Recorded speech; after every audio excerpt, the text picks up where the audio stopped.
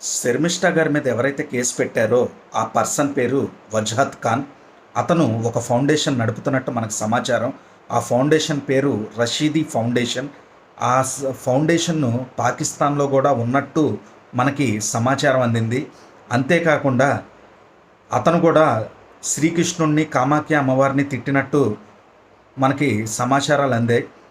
ఇప్పుడు ఎవరైనా సరే దేవీ దేవతల్ని కనుక తిడితే మనం వారి మీద కోర్టులో కేసు పెడితే అప్పుడు వారిని అరెస్ట్ చేయడం అనేది జరుగుతుంది.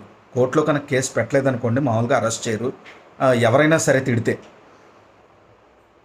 హిందువులను కానీ, హిందూ దేవతలను కానీ, మనం హట్ అయ్యే విధంగా ఉంటే. ఇంకో విషయం ఏంటంటే, శర్మిష్ఠా గారి బెయిల్ ఆగడానికి కారణం ఏంటంటే అక్కడ బాగా రాజకీయ పలుకుబడిని ఉపయోగిస్తున్నారని మనకు ఇన్ఫర్మేషన్ వచ్చింది. అంతేకాకుండా అది చాలా సీరియస్ ఇష్యూగా మారే ప్రమాదం కూడా ఉంది. ఎందుకనంటే వాళ్ళు పర్సనల్గా తీసుకున్నారు ఈ విషయాన్ని. ఆవిడ హిందువు అని మాత్రమే ఆవిడని టార్గెట్ చేశారు. బెంగాల్లో ఎవరినైనా సరే హిందువు అయితేనే టార్గెట్ చేస్తారు మ్యాక్సిమం. మిగతా వాళ్ళని ఎవరిని పట్టించుకోరు. అది మనందరికీ జగమెరిగిన సత్యమే.